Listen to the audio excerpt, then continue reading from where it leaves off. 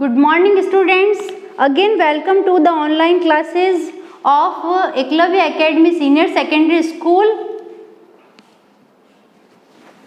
Today's our topic is chapter number 2 संज्ञा शक्ति.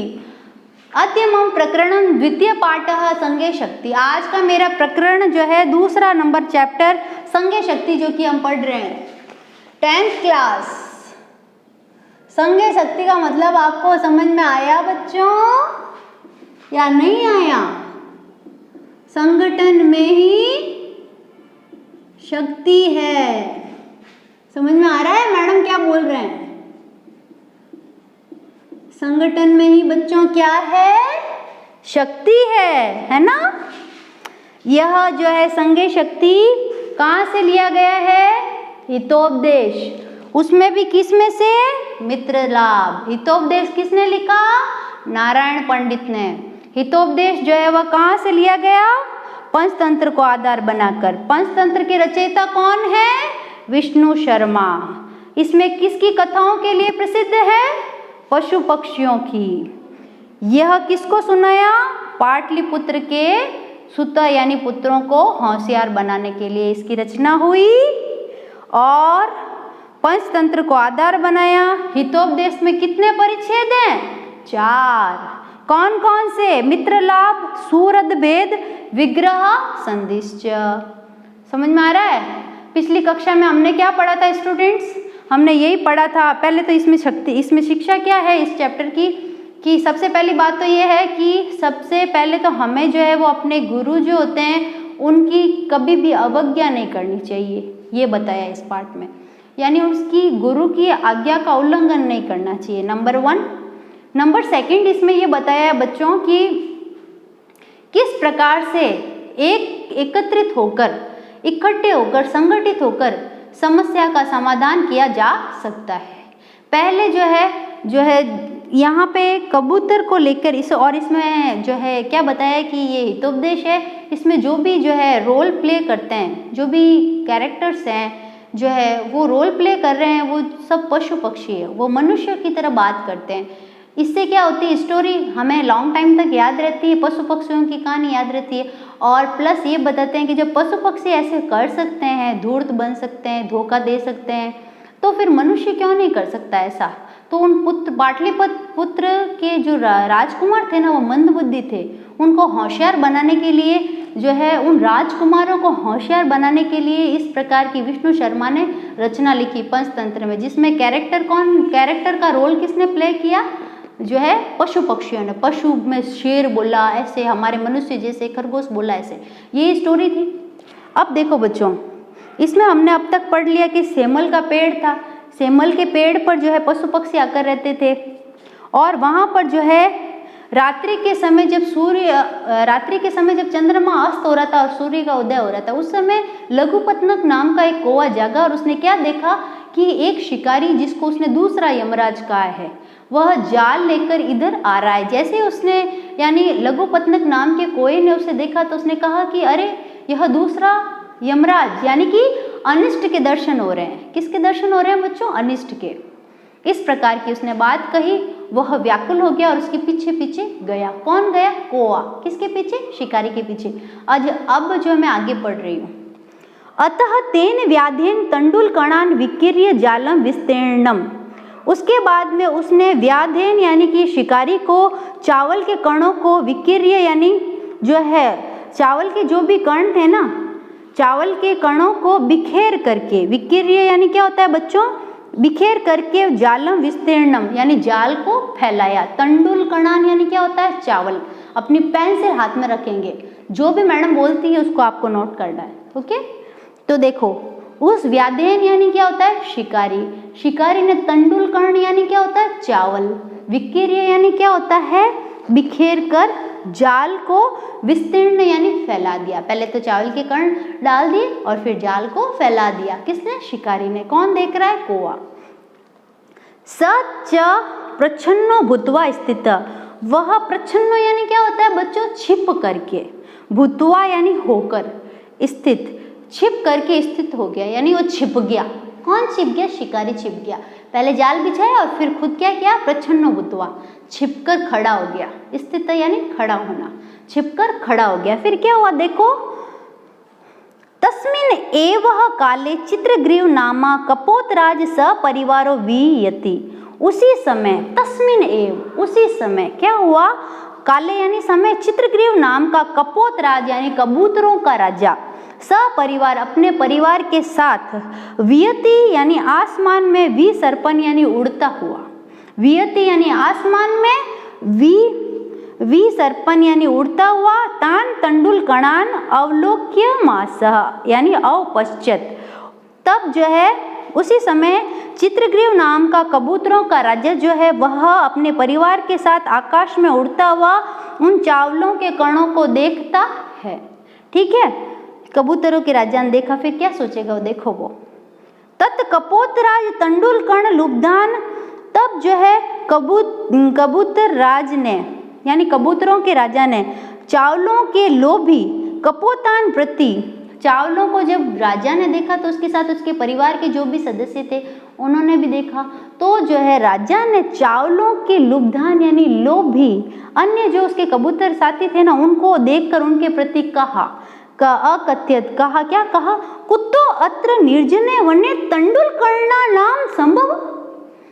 कुत्तो अत्र, अत्र यानी यहाँ, कुत्तो यानी कैसे, यहाँ पर कैसे भाई, क्या, निर्जन, निर्जन, जहाँ पे जन यानी लोग नहीं रहते तो निर्जन, ऐसे निर्जन वन में तंडुल कणान संभवा, चावलों के कण कैसे संभव हो, ये तो वन निर्जन है, यहाँ कोई बस्ती नहीं, कोई झोंपड़े नहीं, लोग नहीं, जब लोग ही नहीं तो चावल के कण ऐसे वन में आए कैसे।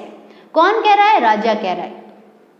किनको कह रहा है, अपने जो चावलों के लोभी संयोगी है ना वो देख रहे हैं, उनको चावल ही चावल दिख रहे हैं, जाल तो दिख ही नहीं रहा है, चावल ही चावल दिख रहे हैं। तो वो क्या कह रहा है कि इस निर्जन वन में, राजा कह रहा है निर्जने वने तंडुल कणा संभव कुतो अत्र, यहाँ पर जो है चावल के कण कैसे संभव हो सकते हैं कि यहाँ पे आए, इस निर्जन वन में कोई रहता ही नहीं, कोई जन ही नहीं है। तन्न रूप्यताम तावतः, तो तब तक विचार कर, तो हमें तब तक विचार करना चाहिए कि ये कैसे हो सकता है। भद्रम इदम न पश्यामि, न पश्यामि यानी यह मुझे भद्रम, न भद्रम यानी कल्याणकारी, यह मुझे कल्याणकारी प्रतीत नहीं होता। भद्रम इदम न पश्यामि यानी यह मुझे कल्याणकारी नहीं दिखाई देता, न पश्यामि यानी कल्याणकारी दिखाई नहीं देता। कौन बोल रहा है, कबूतरों का राजा। सर्वथा अविचारिम कर्म न कर्तव्यम, हमें बिना सोचे समझे, बिना विचार किए कोई भी कर्म न कर्तव्यम नहीं करना चाहिए। ठीक है स्टूडेंट्स, यहाँ तक मैंने आपके पाठ के लय को नहीं तोड़ा, पॉइंट टू पॉइंट पढ़ती गई ताकि आपको जो हिंदी अनुवाद समझा रही हूँ ना उसमें आपका लय नहीं टूटे, लेकिन हम ग्रामर के टॉपिक को मिस नहीं कर सकते। तो अब ग्रामर की तरफ थोड़ा ध्यान। सबसे पहले मैंने पैराग्राफ शुरू किया, अथ तेन, आपको पता है अथ तेन मैंने शुरू किया। इसमें जो है शब्द आए ग्रामर के, विकीर्य शब्द आया, एक विकीर्य, एक शब्द आया विकीर्य। 10th क्लास ध्यान दें भाई, विकीर्य, विकीर्य का मतलब यहाँ पर बिखेर कर,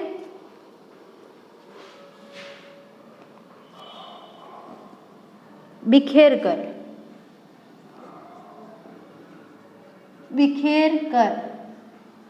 अब इसमें बच्चों वी उपसर्ग है, क्री धातु है और लेप प्रत्यय। लेप क्या है, प्रत्यय। वी उपसर्ग है, क्री धातु है, ये इसको क्या बोलते हैं स्टूडेंट्स, उपसर्ग। इसको क्या बोलते हैं, धातु। पीछे जो भी आता है शब्दों के पीछे, पीछे प्रत्यय, आगे उपसर्ग। आगे है ये, आगे, आगे वो, आगे, आगे उपसर्ग, प्रत्यय, प्र पीछे।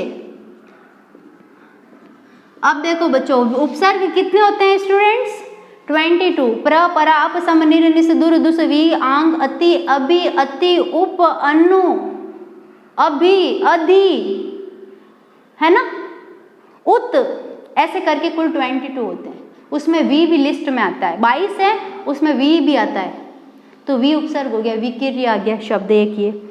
ठीक है, और इसके बाद में क्या हुआ बच्चों,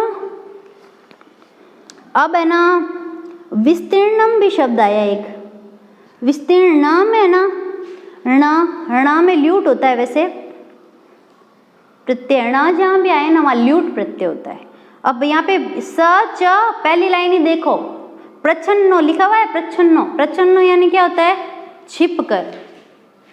सेकंड नंबर लिख रही हूँ मैं, प्रच्छन्नो, प्रच्छन्नो आया, इसका मतलब क्या होता है स्टूडेंट्स, छिप कर। इसका ग्रामर क्या बनता है, प्र उपसर्ग है, छिद धातु है, और है ना प्रत्यय कौन सा होगा, कत, कत प्रत्यय है इसमें, क्या है, कत प्रत्यय, छिद, छिद प्लस कत, प्रच्छन्न, इसमें प्र उपसर्ग है, छिद धातु है, कत प्रत्यय है। नेक्स्ट जो है स्टूडेंट्स, इसमें ये पैराग्राफ में हमने पढ़ा ना, इसमें बच्चों देखो एक शब्द क्या आया, तेंदुलकरान अवलोक्य अपश्यत आया, ये अपश्यत आया ना ब्रैकेट में, अपश्यत दिख रहा है सबको, अपश्यत, अपश्यत जो है यानी देखा, अपश्यत कौन सा लकार है बताओ, लंग लकार आता है आपको, इसमें दृश धातु है, कौन सा धातु है, और लकार कौन सा है, लंग लकार, प्रथम पुरुष, एक वचन। आपको याद है लंग लकार, अपश्यत अपश्यताम, अपश्यन अपश्य, अपश्यत अपश्यम, अपश्यम अपश्याव अपश्याम, ऐसे चलते हैं इसके रूप, है ना, अपश्यत अपश्यताम, अपश्यन अपश्य, अपश्यतम अपश्यत, अपश्यम अपश्याव अपश्याम। नेक्स्ट अकथ्यत, अकथ्यत शब्द आया, कहा, अकथ्यत यानी क्या होता है, कहा, इसमें भी क्या होगा, कौन सा होगा, कथ, कथ्य, कथ्य यानी कहना, अकथ्यत, इसमें भी कौन सा लकार होगा, लंग लकारी होगा, अकथ्यत अकथ्यताम, अकथ्यन, अकथ्य अकथ्यम, अकथ्यत, अकथ्यम अकथ्यम, अकथ्याव अकथ्यम, ठीक है। इसमें भी क्या होगा, लंग लकार होगा, कथ्य धातु है इसमें, लंग लकार, प्रथम पुरुष, एक वचनम ही है, कौन सा वचन है, एक वचनम, कथ्य धातु होगा इसमें, कथ्य, कथ्य धातु, अकथ्यत अकथ्यताम, अकथ्यन, अकथ्य अकथ्यतम, अकथ्यत, अकथ्यम अकथ्याव अकथ्याम, ठीक है। फिर देखो बच्चों, अब और क्या आया इसमें ग्रामर का, पश्यामी, एक शब्द क्या आया बच्चों इसमें, पश्यामी, एक लुब्धान भी आया, देखो तेंदुलकर्ण लुब्धान, ये कहाँ है, पैराग्राफ के सेकंड पैराग्राफ में नीचे से सेकंड नहीं थर्ड लाइन, तेंदुलकर्ण लुब्धान, ये शब्द आया, लुब्धान शब्द है ना, लुब्धान यानी लालची, लुब्धान शब्द आया, एक शब्द आया लुब्धान, लुभधान यानी लोभी, लोभी, चावलों के लोभी कौन थे, वो राजा जी का परिवार के सदस्य थे, तो इसमें है ना लुभ प्लस कत है, लुभ धातु होगा और कत प्रत्यय होगा इसमें, ठीक है। नेक्स्ट बच्चों, कर्तव्य शब्द आया एक, कि हमें जो है वह सर्वथा अविचारितम कर्म न कर्तव्यम, हमें बिना विचार किए कोई भी कर्म नहीं करना चाहिए, तो कर्तव्यम शब्द आया ना बच्चों, कर्तव्यम, कर्तव्यम आया, इसमें कर्तव्य यानी तो होता है, कर्तव्यम यानी करना चाहिए। अब है ना इसका तोड़ते हम इसे, तो इसमें होगा क्री धातु तव्यत प्रत्यय, कौन सा प्रत्यय होगा भाई, तव्यत, पठितव्य, पट प्लस तव्यत, गंतव्य, गण प्लस तव्यत और तव्यत तव्यत, लेखितव्य, तव्यत तव्य तव्य जहाँ आता है ना वहाँ पे तव्यत प्रत्यय होता है, ठीक है। तो क्री प्लस तव्यत कर्तव्यम, ठीक है। और श्रुत्वा, अब एतद वचन श्रुत्वा कश्चित कपोतः सदर्भम आह, ऐसे वचन सुन करके कोई कपोत यानी कोई ऐसा कबूतर जो कि घमंड से युक्त था, सदर्प यानी क्या होता है घमंड, सदर्पम, उसकी उस वचनों को सुन करके कश्चित कपोत सदर्पम आह, एक कबूतर जो है वह घमंड के साथ बोला, क्या बोला। अब इसमें एक और कर लेते हैं अपन, सातवां श्रुत्वा, फिर हो जाएगा ये, इसमें ग्रामर टॉपिक हो जाएगा। श्रुत्वा का आपको आता है, श्रुत्वा यानी क्या होता है सुनकर, श्रुत्वा यानी क्या होता है सुनकर। तो इसमें क्या होगा श्रु प्लस कत्वा, जहाँ पे भी त्वा त्वा है वहाँ पे कौन सा प्रत्यय होता है, श्रुत्वा में कत्वा, गत्वा में त्वा, गत्वा तो भी कत्वा, हसित्वा त्वा तो भी कत्वा, लिखित्वा त्वा तो भी कत्वा, समझ में आया। त्वा त्वा यानी कत्वा, ओके। श्रुत्वा यानी श्रु धातु कत्वा प्रत्यय। अब देखो, जब राजेश जी ने एक तो अच्छी बात बोली, भाई निर्जन वन है, यहाँ पे चावल कैसे आ सकते हैं, ज़रूर कोई बात है, बिना सोचे समझे हमें कोई कार्य नहीं करना चाहिए। तो उसी समय उनके परिवार में एक व्यक्ति था, एक कबूतर था, मतलब उनके सदस्य में एक सदस्य था कबूतर, वो घमंडी था। तो घमंड के कारण वो क्या एक दो लाइनें बोलता है राजा जी को लेके, क्या कहता है कि ईर्ष्यै गृणीत्वा संतुष्ट क्रोधनो नित्य शंकिता पर भाग्यो उपजीवी च षडेते दुख भागिना। ईर्ष्यी जो व्यक्ति ईर्ष्या करता है, दूसरा ग्रणी जो घृणा करता है। अब राजा जी को वो क्या कह रहा है कि आप में अक्ल नहीं है, आप देखो एक तो हमको चावल मिल रहे हैं इस वन में, ऊपर से आपको बिना मतलब की बातें आ रही है। तो राजा जी के बारे में क्या, राजा जी को एक दोहा सुना रहा है, क्या कह रहा है, ईर्ष्यी ग्रणी जो ईर्ष्या करता है, जो घृणा करता है, तो संतुष्ट जो कभी भी दूसरों से संतुष्ट नहीं होता है, क्रोधिनो जो क्रोध करता है, और नित्य शंकित जो दूसरों पर हमेशा शंका यानी शक करता है। अब आप देखो शक ही कर रहे हो ना, हमको चावल मिल रहे हैं और आप बिना मतलब बोल रहे हो बीच में, तो वो उनको कह रहा है कि नित्य शंकित यानी जो हमेशा शंका करता है, सदैव शंका करने वाला, और पर भाग्य उपजीवी दूसरों के भाग्य पर जीने वाला, ये षडेते ये छह जो है वह दुख के भागी। इन छह जनों में जो भी है, ये जो छह है वो सब क्या होते हैं, दुख के भागी होते हैं, दुख के भागी होते हैं, ठीक है, दुख के भागी है। अब जो है आप भी दुख के भागी है, चावल दिख रहे हैं और खाने नहीं दे रहे हैं, तो आप ये जो छह की लिस्ट में आप भी है। छह कौन से, नंबर 1 जो ईर्ष्या करता है, नंबर 2 जो घृणा करता है, तो असंतुष्ट जो कभी संतुष्ट नहीं होता है, तो असंतुष्ट मतलब जो कभी भी संतुष्ट नहीं होता है, क्रोधिनो जो क्रोध करता है, नंबर 5 नित्य शंकिता जो सदैव शंका करता है, शक करता रहता है आपके जैसे, और पर भाग्य उपजीवी दूसरों के भाग्य के भरोसे रहता है। ये 6 प्रकार के है ना दुख के भाग्य होते हैं। 6 प्रकार के लोग है ना जो भी इनको मानते हैं वो जो है दुख भागी ना, वह दुख को प्राप्त करते हैं। आप भी ऐसे ही इस प्रकार से जो है उसने क्या किया, गुरु की आज्ञा का क्या कर दिया, अवज्ञा। आपको लग रहा है ना, एक गुरु ने कबूतर राज ने क्या कहा, सोच समझ के नीचे जाओ, और उसने क्या किया, ये 2 लाइनें बोल के गुरु की आज्ञा का क्या कर दिया, उल्लंघन कर दिया, यानी अवज्ञा कर दी। ठीक है स्टूडेंट्स, आज हम इतना ही पढ़ेंगे, आगे का टॉपिक हम नेक्स्ट क्लास में पढ़ेंगे।